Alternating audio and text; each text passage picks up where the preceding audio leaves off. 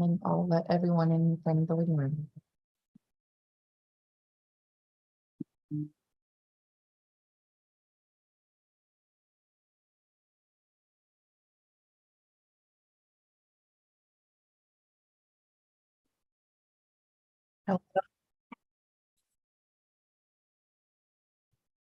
Hello, everyone. Welcome. We'll just give everyone a moment to enter as they come online.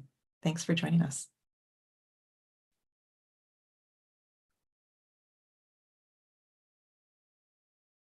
Welcome, welcome. Still seeing the numbers tick up, so we'll just give it a little bit longer.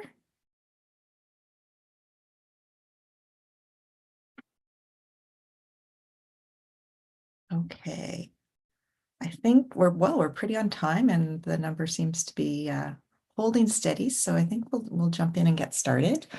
Just to make sure that everyone's in the right room, this is a webcast to present an overview of the program changes at the Canada Media Fund for 24-25.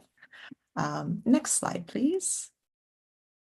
So we want to thank everyone for joining us today, for wherever you might be on Turtle Island. We first want to take a moment to acknowledge the important role of Indigenous peoples, past, present, and future generations, who are and continue to act as stewards of the lands and the waters that we're all lucky enough to reside on. We also want to acknowledge that these lands have been the site of human creativity and storytelling for time immemorial. I'm speaking to you today from the traditional, ancestral, and unceded territories of the Coast Salish peoples. That includes the Musqueam, Squamish, and the Tsleil-Waututh First Nations, in what is commonly called Vancouver. My name is Janine Steele. I'm the Director of Interactive and Digital Media Content here at the CMF, and my pronouns are she and her. I will be sharing hosting duties today with my colleague Karen Tahana, Director of English Linear Content, and we have another number of other staff members that are here to support and help us through this session today. Next slide, please. So what will we be talking about? Pretty straightforward. We're going to start with some quick housekeeping and background notes, and then we'll jump into the meat of our presentation, which is our program changes for the upcoming year.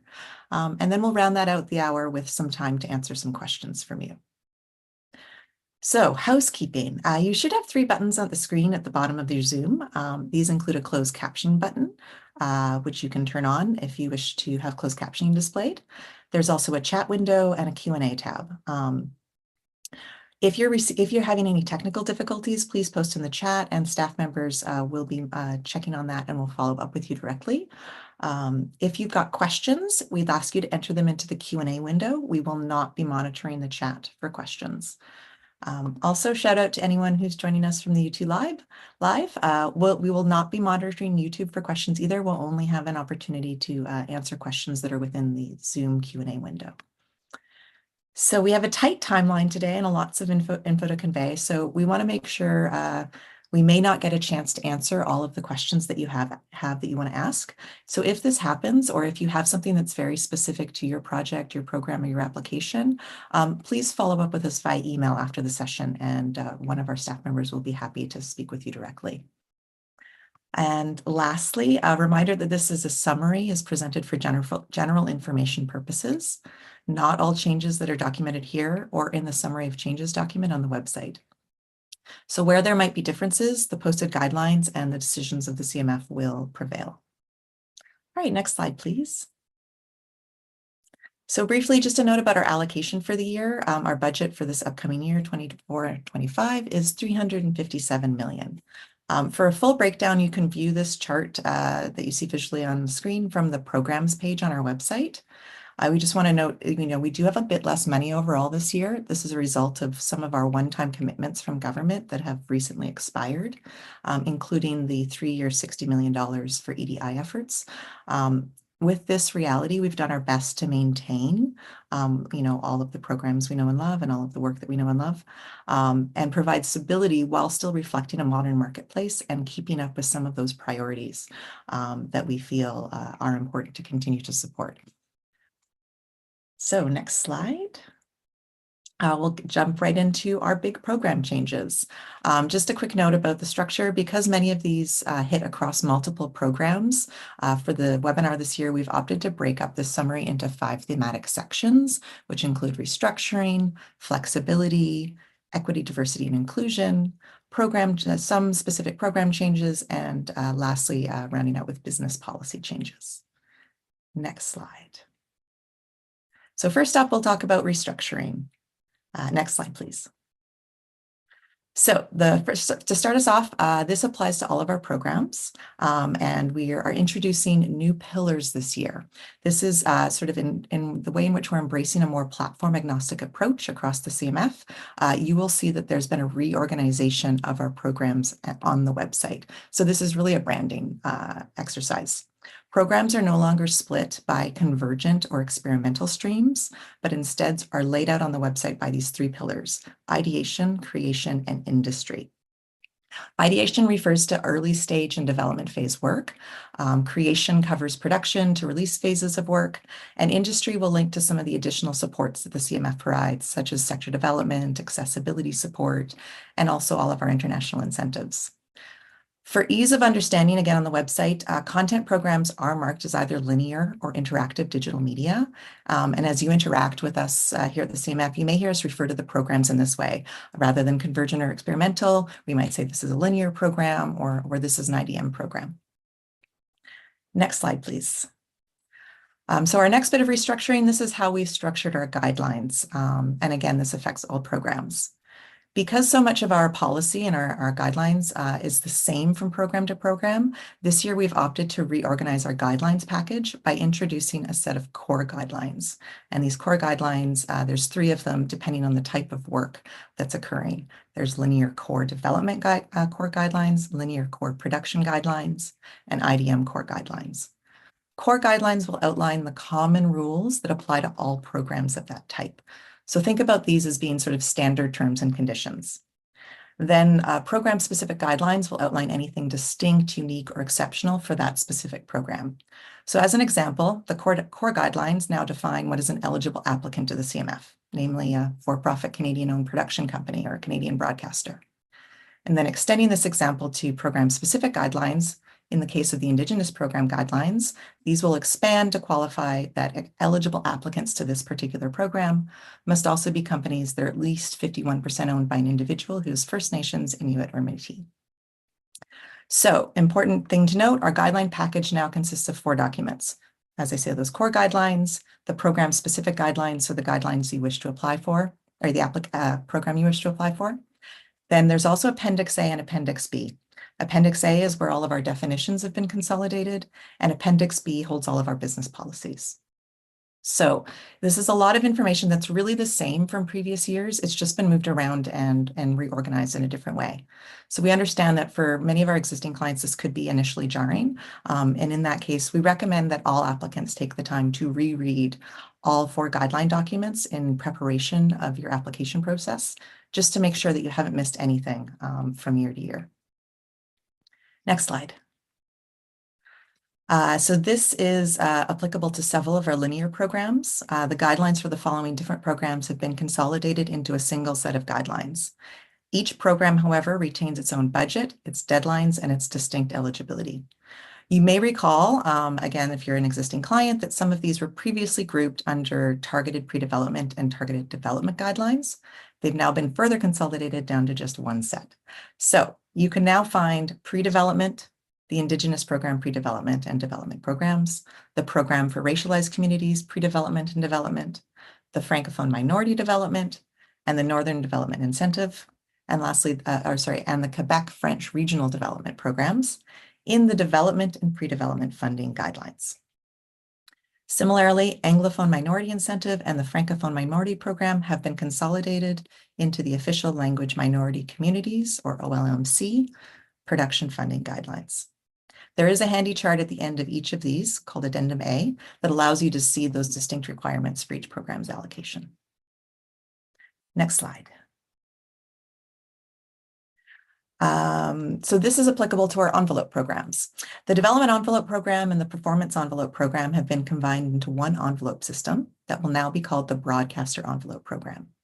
The former manuals have also been consolidated into one manual this year. So please keep in mind that even though there's no longer a dedicated development envelope program, broadcaster development activities will now be a factor weight in their future year envelope calculations. Next slide. So there's a few programs that will not be offered in 24-25. These include 2 programs from the former convergent stream, the early stage development and the versioning program, and 2 programs from the former experimental stream, the accelerator program and the digital linear series program. Instead, these activities that were previously served by these standalone programs will be supported through other means, whether that's new sector development programs, partnerships that we take on, or revisions to existing CMF policies. For example, short form series, which may have come through the digital linear series program before, are now eligible to apply in all of our linear content programs, so long as they meet the guidelines of those individual programs. As well, versioning costs that may have come through the versioning program in the past can now be funded through existing project budgets with a few additional caveats. Versioning costs that can be included in program budgets will cover up to 90 minutes of those costs. Does have to be related to a specific foreign market interest and will be subject to the marketing expenses cap as it sits as part of the marketing expenses. Next slide. And Karen, I think this is over to you. Thanks, Janine. Hi, everyone. My name is Karen Tohana. I am the Director of English Content at the CMF. I am based in Toronto, and my portfolio includes the English language linear programs. So in developing this year's guidelines, we wanted to offer more flexibility to applicants and to offer new entrants to access CMF funding. Next slide, please.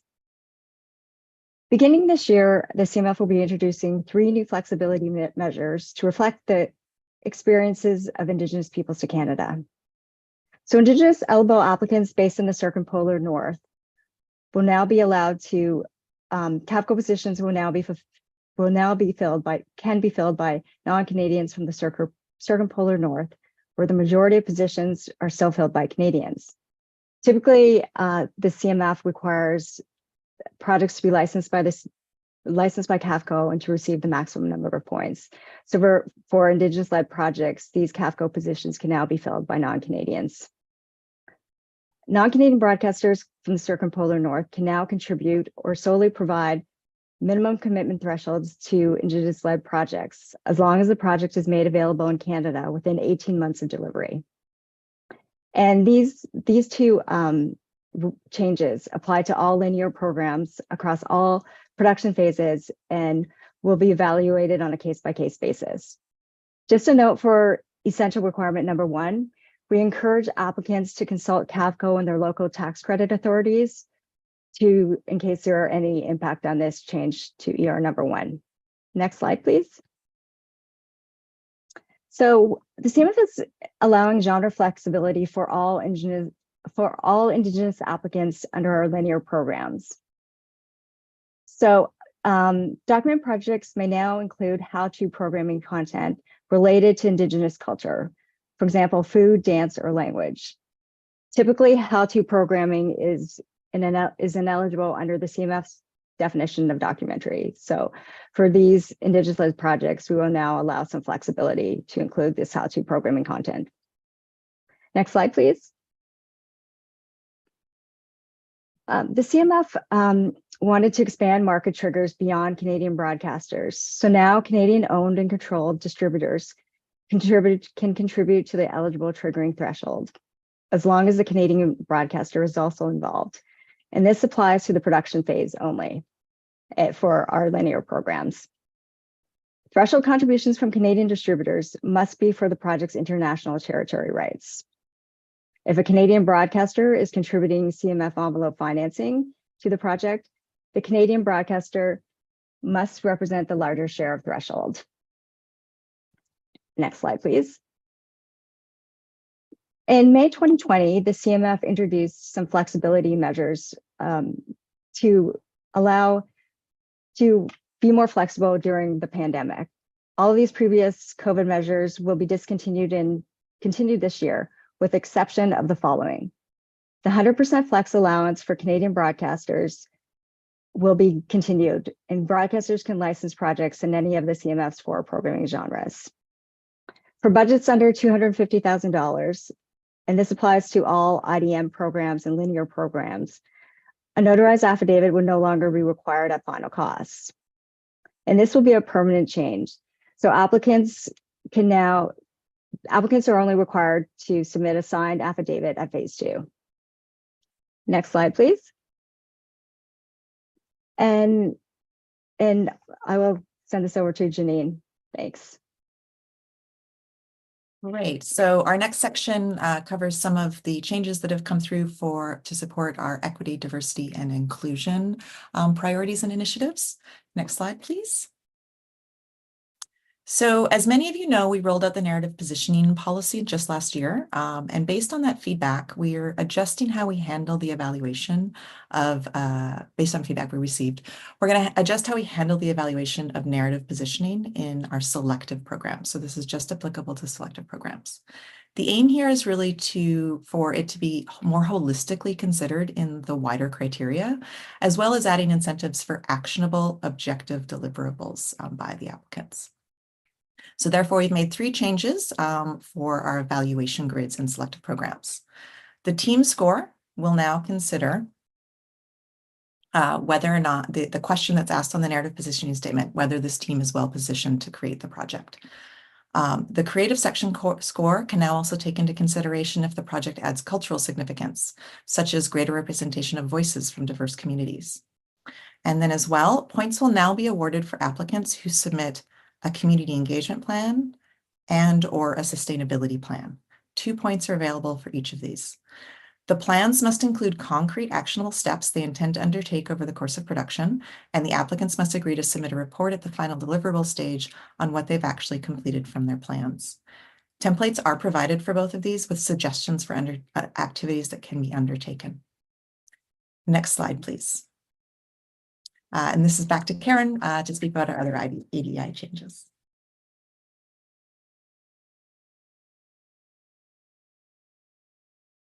You're muted still, Karen. Thanks. Sorry about that. So we are pleased to be working with Indigenous Screen Office this year, who will play a larger role in the administration of the CMF's Indigenous programs, which includes helping with jury selection and providing input. The CMF and ICO will be sharing best practices, precedents, guideline interpretation, and reporting requirements this year. In production, diversity points in the evaluation grid will now be awarded to projects where at least 40% of cumulative paid positions for key creatives are held by members of diverse communities. And this excludes Indigenous peoples to Canada, and this is to account for intersectionality between communities. Next slide, please. The CMF remains, as Janine mentioned, the CMF remains committed to diverse communities and programs for these communities. So this year, the program will no longer be a pilot program and will be referred to as a program for racialized communities. Similarly to what we have done for the Indigenous program, in production, diversity points will be awarded to projects where at least 40% of the key creative paid positions are held by members of a diverse community. And this excludes racialized communities. Next slide, please. For the Anglophone minority incentive, we made a few changes to further delineate the two deadlines and adjust the CMF maximum contribution. So up to 75% of the funds may be made available to the program's first closing deadline. When the original language of production for the majority of the development and production slate is primarily in English, applicants may receive the lesser of 25% of eligible costs, or $600,000 for live action drama features, or $900,000 for all other programs. 50% of the first closing date allocation will be reserved for these applicants. When the original language of production for the majority of the development and production slate is not primarily in English, applicants may receive the lesser of 15% of eligible costs, or the same dollar amounts as other applicants. Next slide, please. For the Francophone Minority Program, co-productions with an eligible applicant to the FMP, the maximum CMF contribution will be adjusted according to the copyright ownership of the eligible applicant. So when we say ineligible applicants to the FMP, we mean applicants that are French language speaking but are based outside of Quebec. We've also made a few changes to the selective grid, and is only in the case of oversubscription. So we recommend you consulting this OMC guidelines. And if you have any questions, please feel free to reach out to the CMF PA. Next slide. Next, we'll discuss the other program changes that we have made this year. Next slide. So we've made a range of changes for documentaries because we recognize the challenges in this genre. For the French language market, the feature-length film documentary threshold will be streamlined in the POV program and English and French broadcaster envelope program, as well as in the OMC production and regional production funding programs. So for feature-length documentaries in the French market, threshold would be the lesser of 10% of eligible costs or $60,000 per project. Next slide. We have made a few more changes to our documentary policies, and this includes documentary footage used in non-broadcast demos at the development stage may now be included in the final production, provided the CMF does not pay for these expenses twice. Reasonable travel costs for documentary producers may now be included in sections B and C of the budget, and will no longer have to be included in section A. Exception for occupying multiple producer-related roles. Producer who occupy multiple producer-related roles for one-off documentaries can now have their producer fees outside the PFCO cap, within reason and at the CMF's discretion. And these changes to CMF policy will be evaluated on a case-by-case basis. Next slide. To help with oversubscription with first come, first served and selective programs, feature films applying under this drama genre will be limited to a maximum of 35% of the available funding in the particular program. And for first come, first served development funding, to help simplify and standardize our programs, the maximum CMF contribution in these development programs will be the lesser of 75% of a project's eligible costs or $100,000. This change does not apply to the Northern Development Incentive, which will remain status quo. Next slide. The diverse language program will now operate as a broadcaster envelope. It will be an automatic program for Canadian broadcasters who frequently license third language projects under the former selected program. Broadcaster envelope allocations this year were based on a 5-year historic performance. An alternative access allocation will be available for broadcasters who didn't earn an envelope this year. And we will still, the diverse language maximum contribution will still apply under the envelope program, which is the lesser of 49% of eligible costs or $200,000 per project. Next slide. To help with oversubscription of the English regional production bonus, we are placing limits on in-house and broadcaster affiliated applicants to 1 project per year. And no more than 15% of the ERPB funds will be allocated to projects from these applicants.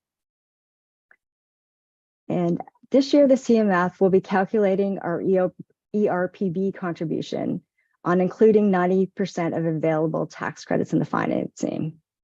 We are not requiring applicants to include these tax credits in the financing. It's simply to level the playing field for the CMF to calculate our ERPB contribution. Next slide. And I will turn over to Janine. Thanks. Thanks, Karen. So other than the changes that we're discussing today that apply to all programs, there haven't been a lot of revisions really of note within our IDM programs. They're largely status quo. One we will highlight today is less of a change and more of a clarification, but we do feel it's important to note. This is specific to the Innovation and Experimentation Program, one of our selective production programs. We've just clarified what we mean by innovation in the evaluation grid, so it better aligns with the definition of the program itself. So when evaluating innovation, we want to make clear to applicants and our external jury members that this is not just about innovation in technology, but truly innovation in all its forms. And this can include novel, meaningful, or sophisticated applications or intersections of content, form with story. And next slide, please. All right, so we're into the home stretch. Lastly, we're going to talk about changes to some of our business policies. Next slide, please.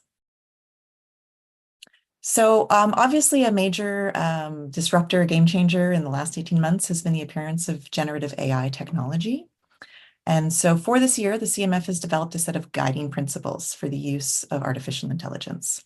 These principles can be found on the policies page of our website. Essentially, they state that any content utilizing generative AI should be developed responsibly, collaboratively, and transparently. We urge our clients to be cautious, consider the potential impacts of any AI technology, and if you choose to use it, be transparent about that. This is an evolving and fast-changing space. We will continue to work closely with industry and consult government regulations as they evolve or arrive in the evolution of our principles around this. In the meantime, the onus is on producers to ensure they're operating within legal parameters vis-a-vis generative AI.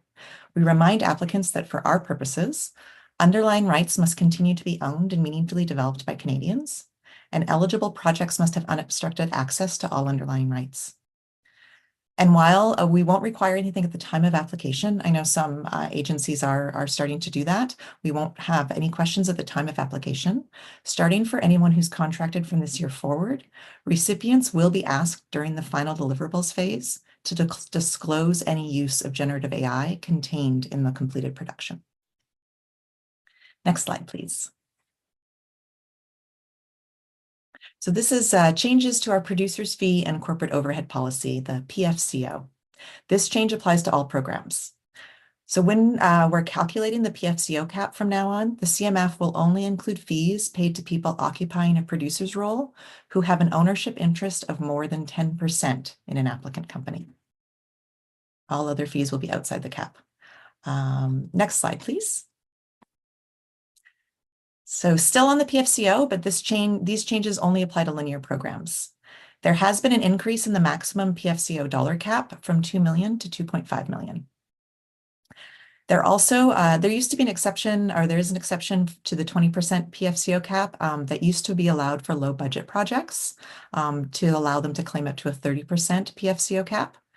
This year, this exception is being extended beyond just low budget projects. So now one-off documentaries of any length and any producers from the North applying in any linear program will now be able to claim up to a 30% PFCO cap in the program they're applying.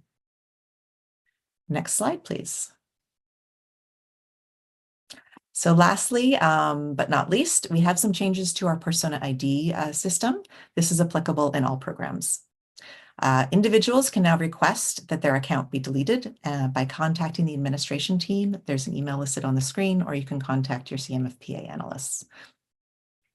As well, for greater transparency starting this year, when a persona ID number is used in an application for a key role, the owner of that persona ID account will now receive an email letting them know that their persona ID was attached to a project and giving them the name of the application title and the number it was used in. So next slide. That brings us to the end of our active broadcast, so we've got time now for questions. Karen is scanning the questions we received. Is there any that you'd like to start with? Sure. I'm sorry, I'm just trying to group them by theme. So you have a number of similar questions. So someone asked, can we define what circumpolar north means? So we are using the University of the Arctic's definition of circumpolar north, which includes the area traditionally covered by the terms Arctic and subarctic, and covers the northern lands of the world's 8 northernmost countries, also known as the Arctic 8. And that includes Canada, Finland, Denmark, including Greenland and the Faroe Islands, Iceland, Norway, Russia, Sweden, and Alaska in the United States. Sorry, now just scroll through this. We also have a question.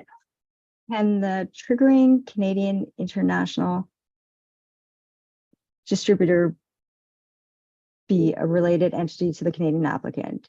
Yes.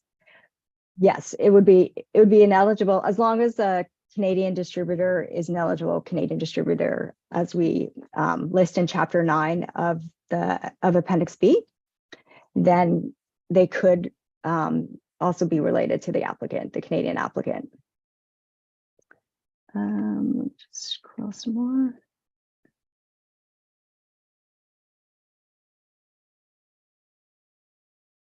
Oh, where can we see, sorry, Janine, where can we Go see the ahead. broadcaster envelope allocations? We will be posting them on our website, I think later this month. So they will be available. They'll be available later this month on our website. Will the list of required documents for the ERPB be available shortly? Yes, all of the required documents will be posted shortly. We're working, the CMFPA and the CMF are working on these right now. I can jump in with the question Sure. around producer fees and corporate overhead while you have a continue to try and Okay. fine. So one person asked, do the new producer fees and corporate overhead policies also apply to our experimental projects, which we'll now generally refer to as our IDM projects?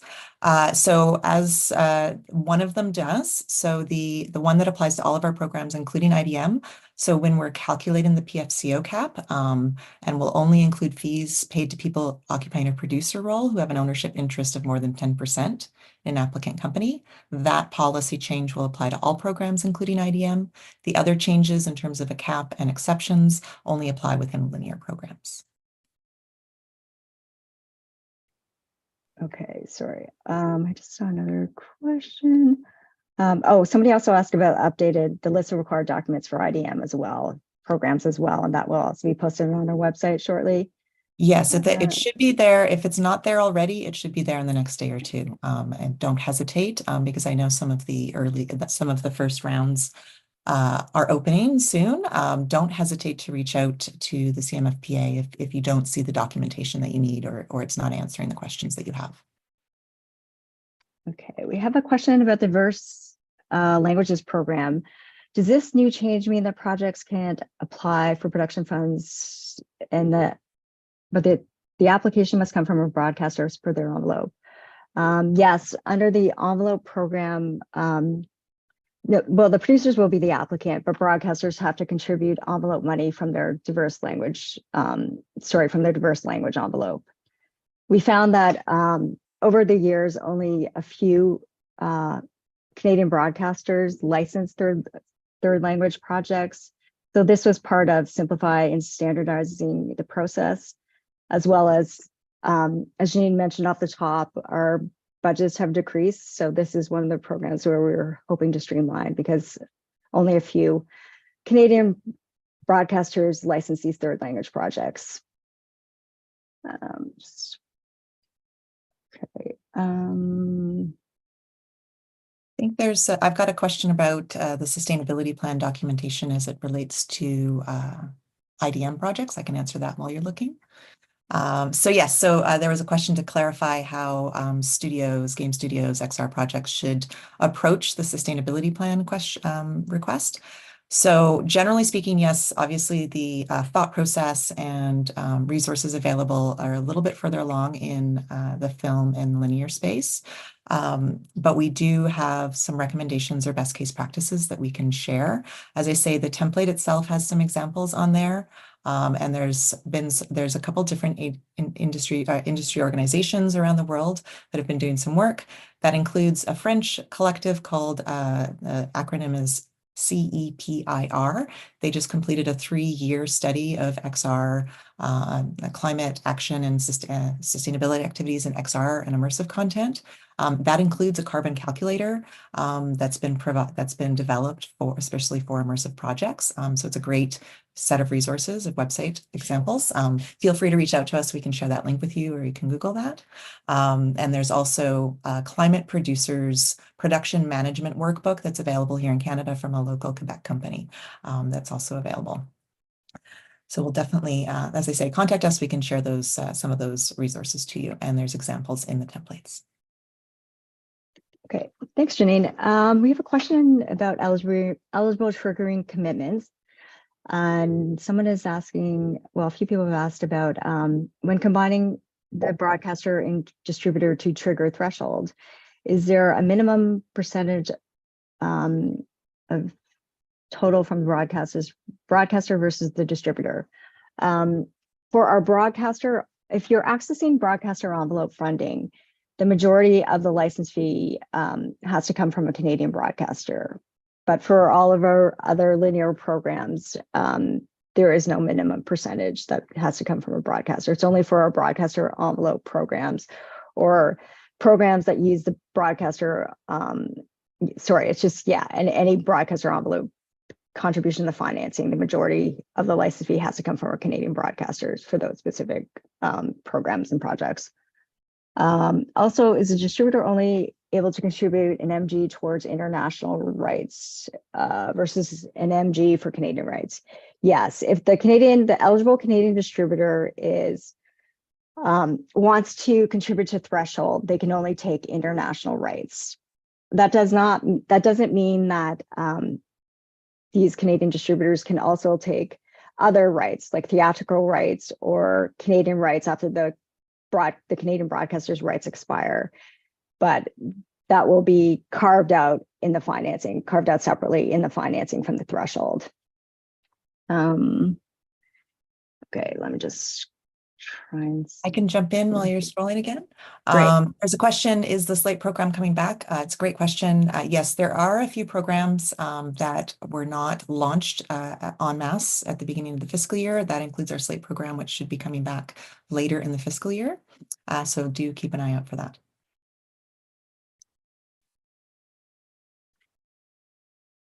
And there's also a question if the summary of changes document is on the CMF website. Yes, it is. It has been moved. I don't know exactly off the top of my head. I believe that it's accessible from the top of the programs page. But if you're having difficulty finding it, don't hesitate to use the contact us button on our website and we can direct you to it. But it does live there. And there's been a couple questions. I typed them. I'm not sure if that actually displays for you all, but I'll just add that as well. A question of whether the recording will be available after this. And yes, once we complete the broadcast, our recording of both in English and in French will be available on our website for others to view. And there's a question about the PFC cap for one-off docs. Yes, the PFC cap will be 30% for all one-off docs with all size budgets. Sorry. Oops.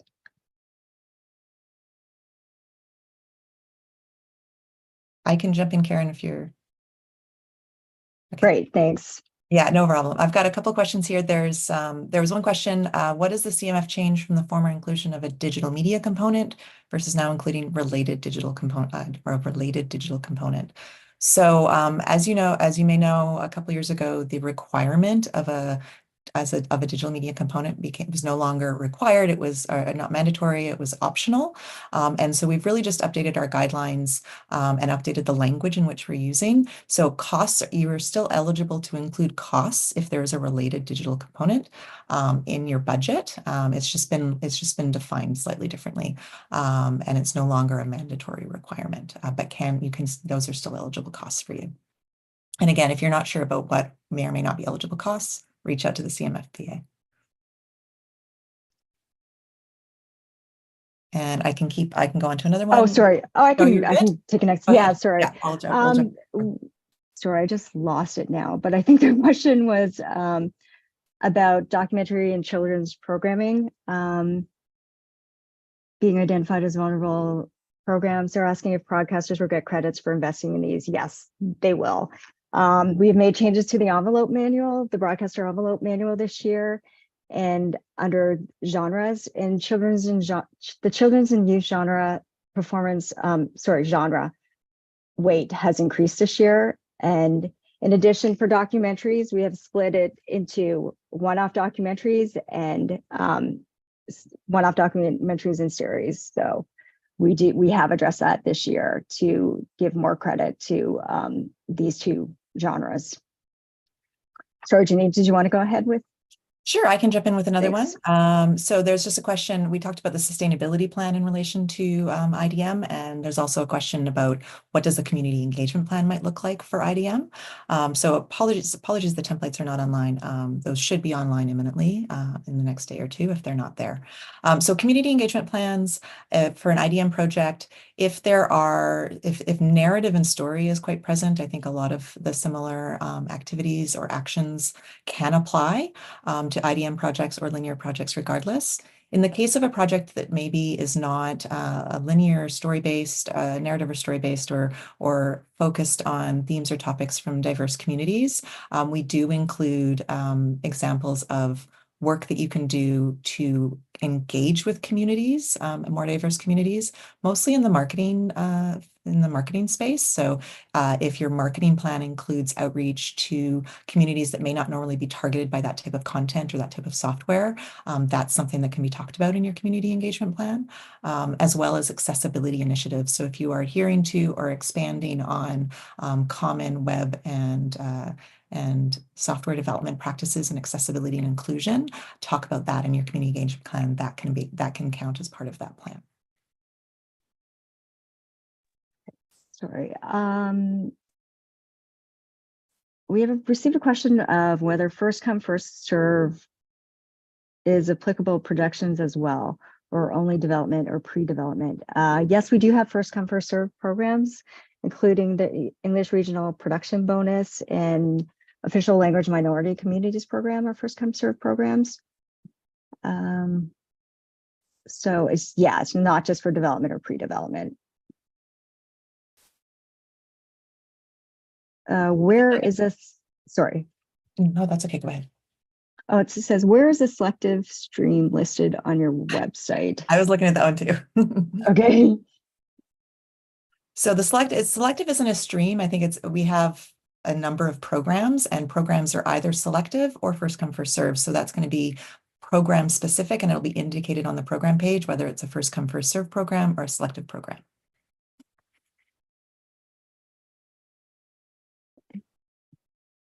Let's see.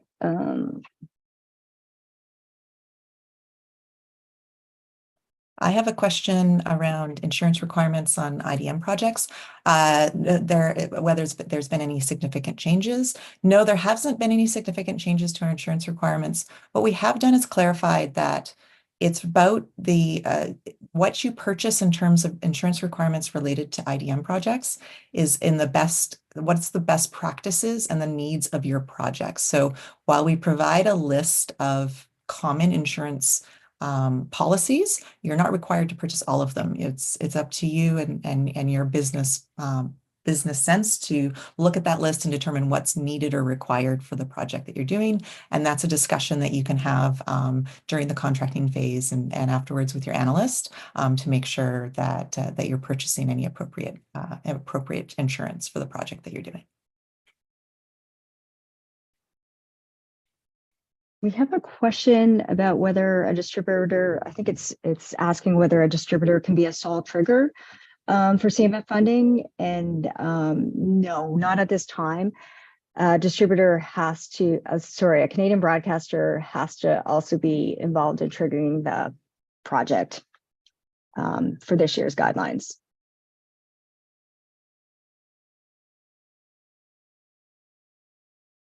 I've got a quick program about conceptualization and prototyping, the advances and how they operate, so I can answer that. So the question is the funding for conceptualization and prototyping programs repayable? Yes, these are repayable advance. How it gets repaid or how it works depends on what happens in the production stages after conceptualization and prototyping. So in the case, if a project moves forward with the CMF and the financing, rather than requiring you to repay that directly, what we do is we incorporate the advance into your production budget. So it incorporates part of the maximum ask you can ask in production. If you move forward on the project into production and the CMF is not involved, then it becomes a repayable advance, either on the sort of first day of principal production, as that may apply in your IDM project, or on a case-by-case basis, you can contact the CMF to discuss alternative repayment options. And that is outlined, for more details, you can look at our core guidelines for IDM, where we talk about that.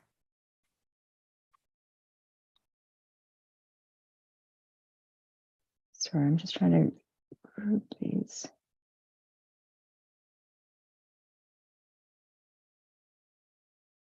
No problem.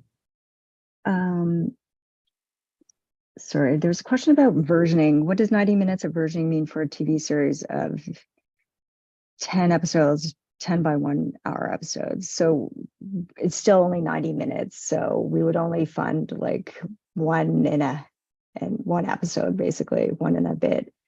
Because for a 10 by 1 hour series, we are still only going to allow 90 minutes of versioning. Unless you have, unless somebody in the financing requires another version and it's included in the financing, that's still acceptable. That rule hasn't changed for the CMF. You're still allowed to include it in the budget. But otherwise, for the 10 by 1 hour series, we would only fund like the 90 minutes. So one episode plus a bit more, a half hour of the 1.5 hours, basically, an episode and a half. Sorry, I'm just trying to scroll this up.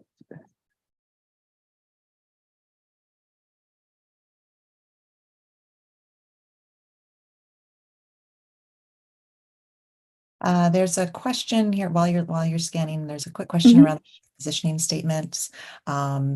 And the question is, now that there's both a narrative positioning statement and a community engagement plan, should we also include information about our team's positioning in the team description?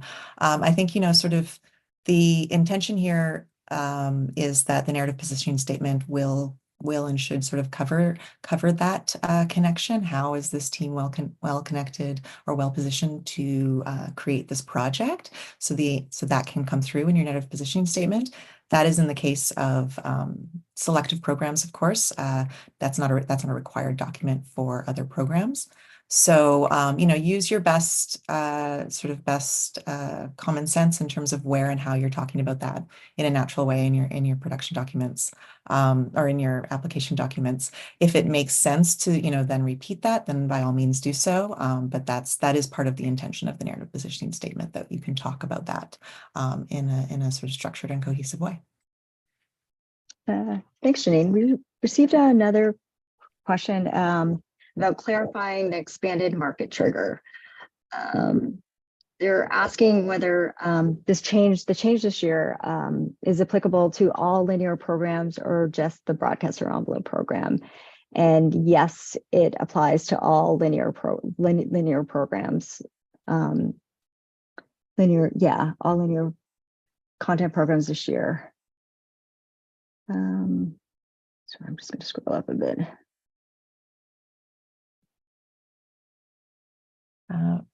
While you're scrolling, there's a question around the difference between selective and first come, first served. I can respond to that. So what's the difference between selective and first come, first served programs? So selective programs are programs by which it is a competitive program where applications are reviewed and evaluated in a group. So there's typically an application deadline whereby all applications need to be in by for that program. And then they are evaluated by a panel group, whether that's external juries or an internal panel, depending on the program. And decisions then are rendered according to an evaluation grid where a score is assigned to each project, and the highest scoring projects are the ones that move forward until that budget is fully spent. In the first come, first serve program, you are applying. Starting on the first opening date, we start accepting applications, and applications are reviewed for eligibility in the order in which they're received. And those programs stay open until all of the money is committed or the closing date that's indicated on our website is reached. So in the case of some highly oversubscribed or popular first come, first serve programs, we will find that they are fully, the money is fully committed within sort of the first day or two or week of applications. So if it's a popular program, we encourage you to get your applications in as soon as that first opening date arises. And again, I'd recommend talking to the CMFPA about the programs you're thinking of applying and how these different program criterias and selection criterias work. Thanks, Janine. We have another question about the program for racialized community. They're asking whether the writer director has to be from a racialized community, or can it just be the producer? No, under the PRC, under PRC, either the screenwriter or the director of the eligible project must be a member from a racialized community, and also has to meet the eligible applicant requirements as well. So yes, either the screenwriter or director has to be a member from the racialized community.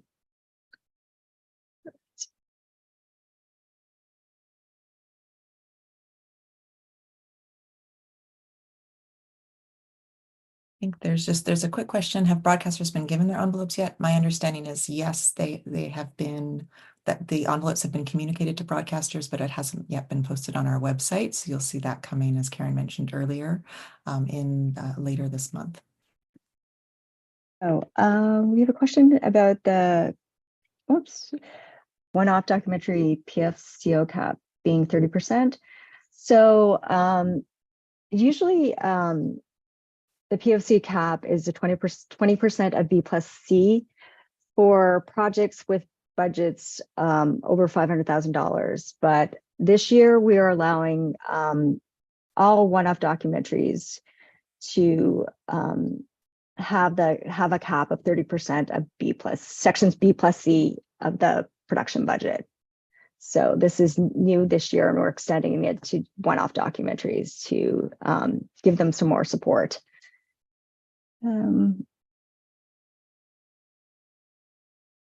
Sorry, it's just kind of coming in. Great, we're really happy to see the interest and all the questions coming in. Yeah. So just a quick, we'll have it is on our final screen. There's an intake email address for the CMFPA. One of the questions is, how do I know who to contact at the CMFPA? There's an intake intake email that we encourage you to apply to. They will triage your question for the program or the type of content that you're making and make sure it gets to an appropriate person to answer your question at the CMFPA. So that's cmf.fmc.coordination@telephone email. That's the one to use. That's the fastest way to get a hold of them. Oh, okay. Sorry. We just received news that broadcaster envelopes will be published. They'll be available tomorrow on our website. So great. That's thank you. Well timed. Let's see.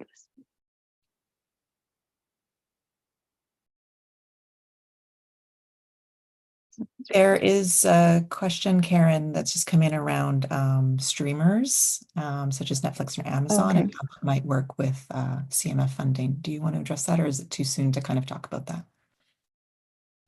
Sorry, I'm just trying to see where it is.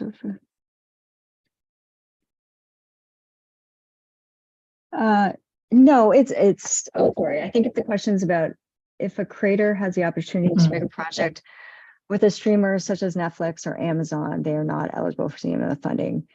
No, that hasn't changed. The only thing has changed is that we've expanded our market trigger, because in the past, it's usually been the Canadian broadcaster to trigger CMF funding. But this year, we're including eligible Canadian distributors. So if Netflix or Amazon is in the financing of the project, that is still allowed. That hasn't changed. They can still contribute to financing towards the project, but they wouldn't be able to trigger CMF funding. The project could still remain eligible for CMF funding, but Netflix or Amazon or a global streamer cannot trigger CMF funding or contribute to threshold. Hope that's clear, but feel free to reach out if you need clarification on that story. Okay. Oh, and okay, so do you have,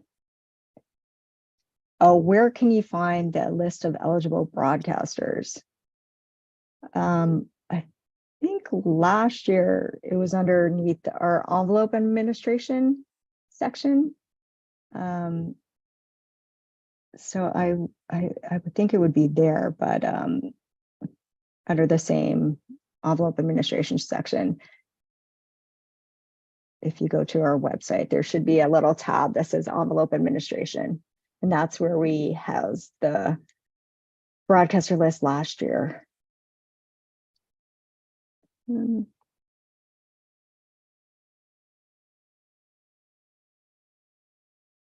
I'm just kind of mindful of the time here.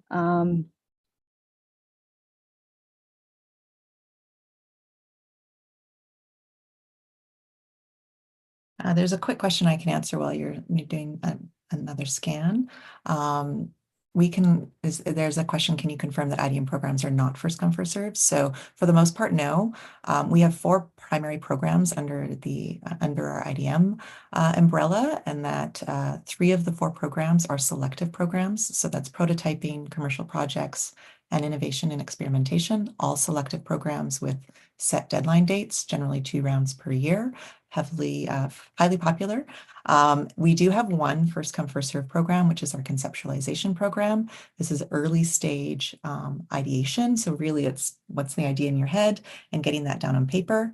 It's really designed for companies who have not necessarily worked with the CMF before.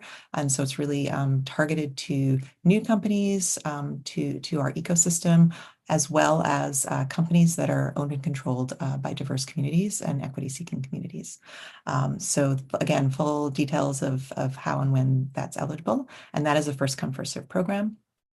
You can look that up on the website. It generally opens in June and stays open till early in the fall, or until the funds run out, which usually takes a couple months. I think we have time for maybe one last question. There's a question about combining the development envelope program and performance envelope program into a single envelope system under the new broadcaster envelope program, English and French. Does this mean the broadcasters will decide where to allocate their money, production or development? Yes, but this has always been the case. Even last year when we had the separate development envelope programs, broadcasters always were the ones to determine what projects they license in development or production.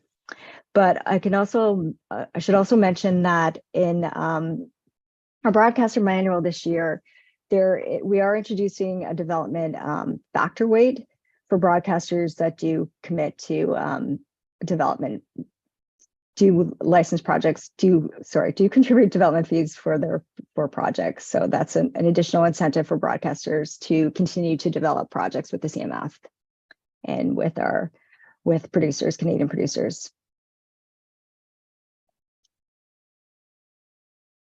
So yeah, well, sorry. Go ahead, Karen. I interrupted you.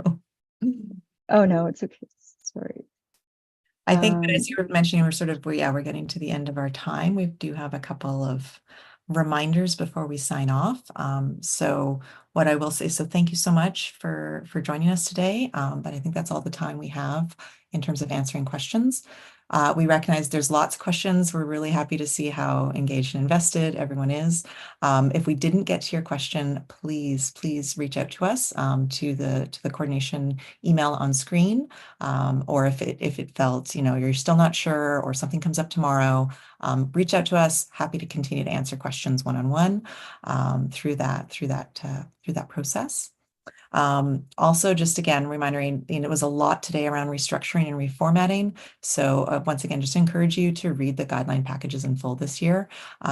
Keep in mind that the CMF team also reserves the right to update guideline documents throughout the year. So if there's typos or factual errors. So it's always good practice to be reviewing the guidelines in a browser to ensure you're looking at the most up-to-date versions of our guidelines. Also, if you're in a little bit of cross promotion of other services that may be available to you, if you're interested in our sector development program, the growth and inclusion team who manages that will be posting a recorded Q&A on that program in the coming weeks. So we encourage you to keep an eye on our website or in our newsletter. If you're a person who requires accommodations or additional aids in the application process, we want to remind you that we have an accessibility program in place. So please, there's links to that on each of our program pages, or again, reach out to us through the contact information and we can get back to you with more detail on how that works.